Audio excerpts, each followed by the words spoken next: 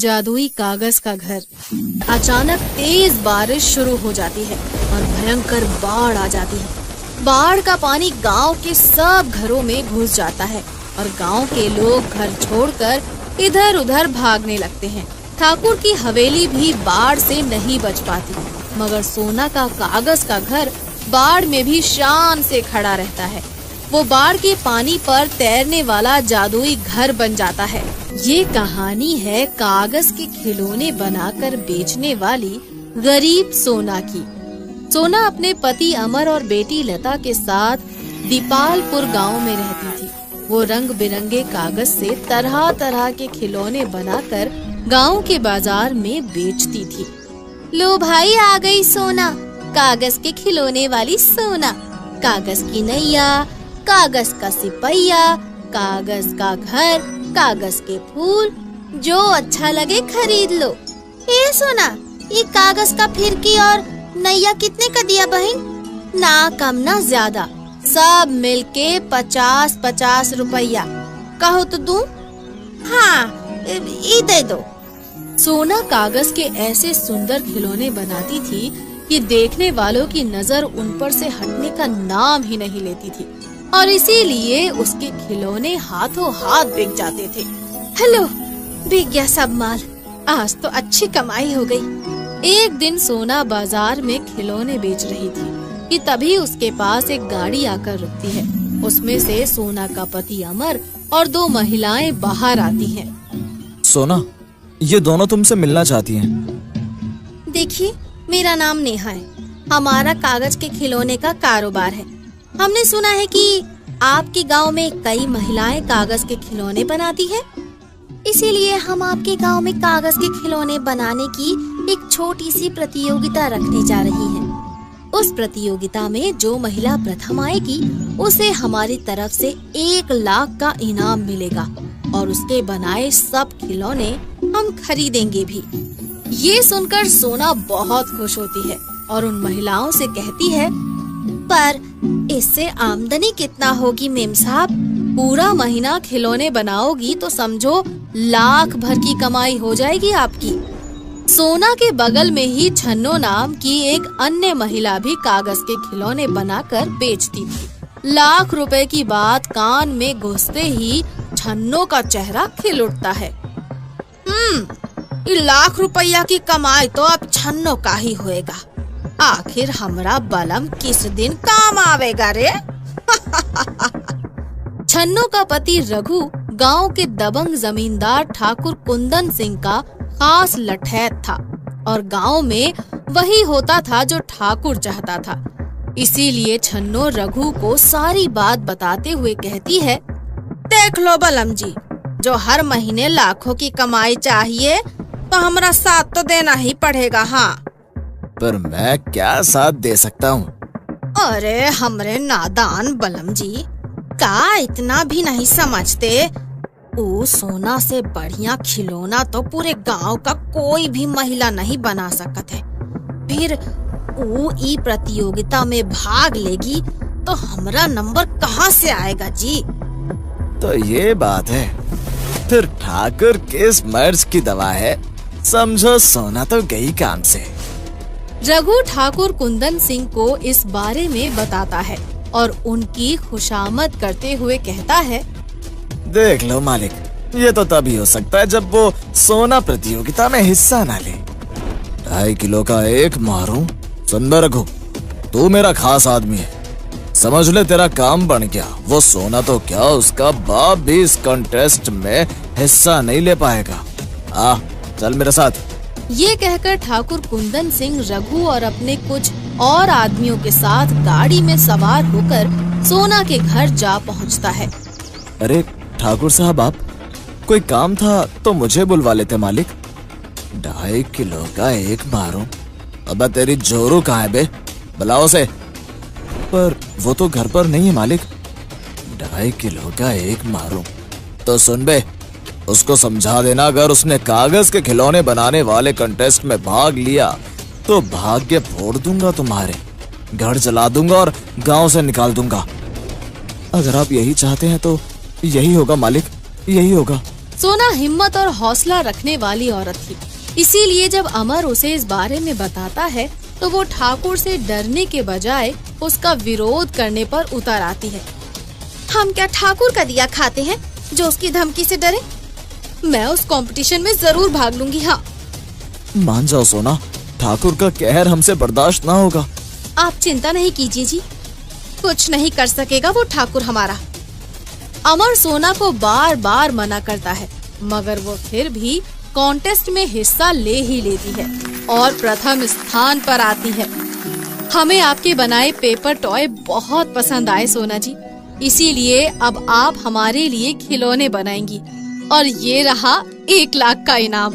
बधाई हो। ठाकुर को जब इस बात का पता चलता है तो उसका खून खौल उठता है। वो सोना से दुश्मनी करने लगता है। 2.5 किलो का एक मारो, हमारे मना करने पर भी ना मानी। इतना बुरा हश्र करूंगा कि रूह कांप जाएगी। चलो बे, गाड़ी निकालो। इससे पहले कि ठाकुर की गाड़ी अमर के घर पर पहुंच पाती, हरिया भागता हुआ आता है। अमर बेटा, जान बचानी है तो भाग लो, ठाकुर तुम पर कहर बरपाने के लिए आने ही वाला है। अब हम क्या डरते हैं ठाकुर से जो भागकर छिप जाएं? बस अब चुप कर और हरिया के घर चल, वरना ठाकुर हम सबको मार डालेगा।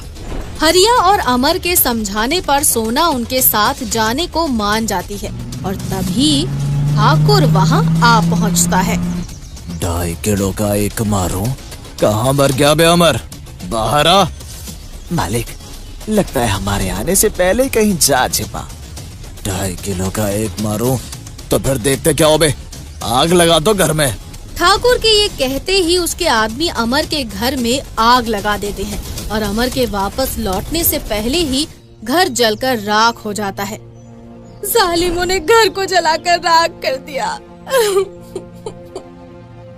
पर शुक्र भगवान का कि हम तो जिंदा है ना सोना, अब हम इस गांव में नहीं रहेंगे। अमर की ये बात सुनकर सोना में न जाने कहां से इतनी हिम्मत और आत्मविश्वास आता है कि वो शेरनी की तरह दहाड़ते हुए कहती है, कहीं नहीं जाएंगे हम, यहीं इसी गांव में बसकर दिखाएंगे। उस जालिम ठाकुर के सामने रहेंगे हम। हाँ। इस हादसे के बाद अमर का परिवार गांव के बाहर आकर डेरा डाल लेता है। एक दिन सोना गांव से खाना लेकर आती है तो रास्ते में उसे एक भूख का सताया कोढ़ी मिल जाता है। क्या हुआ, भूखे हो? बोलो भाई, खाना चाहिए?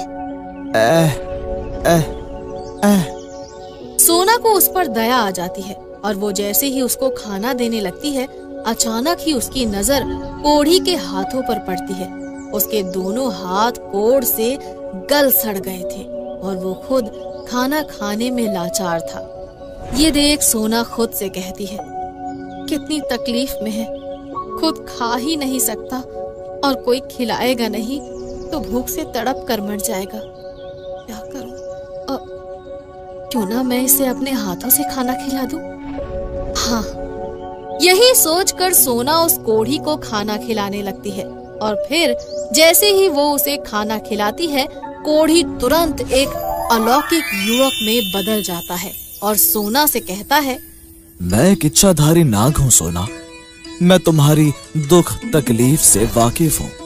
मैं तो बस तुम्हारी दयालुता और इंसानियत की परीक्षा लेना चाहता था और मैंने ये समझा कि जो इंसान किसी कौड़ी से घृणा या नफरत किए बिना उसे अपने हाथों से खाना खिलाने को तैयार हो जाए, भला उसके हाथ ईश्वर के हाथों से कम कैसे हो सकते हैं। ये सुनकर सोना के मन को खुशी मिलती है और वो फिर से चलने लगती है, मगर तभी वो युवक कहता है, सुनो, तुम कागज के खिलौने बनाती हो ना, आज से तुम्हारे हाथों में वो जादू होगा कि तुम अपने मन में जो भी सोचकर किसी कागज को छुओगी, वो कागज वैसा ही बन जाएगा।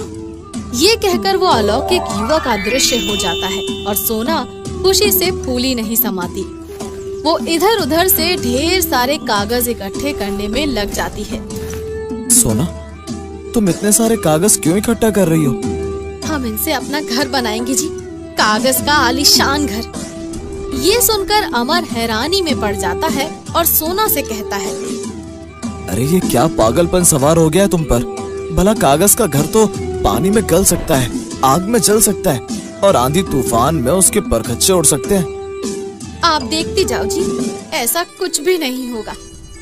ये कहकर सोना दिन रात कागज का घर बनाने में लगी रहती है और एक आलीशान घर बना ही लेती है। फिर घर में लगे कागज को छूकर मन ही मन कहती है, ये कागज लोहे से भी मजबूत हो जाए बस। सोना के ये कहते ही घर में लगा कागज लोहे से भी मजबूत हो जाता है। सोना अमर से कहती है, अब आप इस घर में लगे कागज का एक छोटा सा टुकड़ा ही उखाड़ या फाड़ कर दिखा दो तो आपको मान जाऊंगी मैं। हाँ। सोना के ये कहने पर अमर बहुत कोशिश करता है, मगर कागज का जरा सा टुकड़ा भी उखाड़ या फाड़ नहीं पाता। कमाल है, ये कागज तो लोहे से भी मजबूत है, पर ये जादू हुआ कैसे? अमर के ये कहने पर सोना उसे सारी सच्चाई बता देती है और फिर जो भी उनके कागज के घर को देखता है हैरान रह जाता है। अरे देखो देखो, सोना का कागज का बना घर तो कितना आलीशान है। दैया, इसका आगे तो बड़ा बड़ा कोठी बंगला भी फेल हो जाए। कुछ दिन बाद अचानक तेज बारिश शुरू हो जाती है और भयंकर बाढ़ आ जाती है। बाढ़ का पानी गांव के सब घरों में घुस जाता है और गांव के लोग घर छोड़कर इधर उधर भागने लगते हैं। ठाकुर की हवेली भी बाढ़ से नहीं बच पाती, मगर सोना का कागज का घर बाढ़ में भी शान से खड़ा रहता है। वो बाढ़ के पानी पर तैरने वाला जादुई घर बन जाता है। अबे जल्दी से कुछ करो, वरना हम सब बाढ़ में डूबकर मर जाएंगे। मालिक, पूरे गांव में एक सोना का कागज का घर ही है जो आपको बाढ़ से बचा सकता है। रात जल्दी से वहाँ चलो। ठाकुर जैसे तैसे करके सोना के कागज के घर में पहुँचता है और सोना से माफी मांगते हुए कहता है, हमें माफ कर दो सोना, और हमें और हमारे परिवार को बाढ़ से बचा लो। आप सब अंदर आ जाइए ठाकुर साहब। कुछ दिन बाद बाढ़ का पानी उतर जाता है और उसके साथ ही ठाकुर का घमंड भी टूट जाता है। वो सोना से कहता है, अगर हमारे गांव में सबके पास ऐसे कागज के घर हो तो बाढ़ में सब सुरक्षित रह सकते हैं। क्या तुम हम सबके लिए कागज के घर बना सकती हो? सारा खर्चा मैं उठाऊंगा। ये सुनकर सोना और सब गांव वाले बहुत खुश होते हैं और फिर कागज के घर बनाने में सोना की मदद करने लगते हैं। कुछ ही दिनों में सबके घर बन जाते हैं और फिर दीपालपुर कागज के घरों वाला एक नया गांव बन जाता है।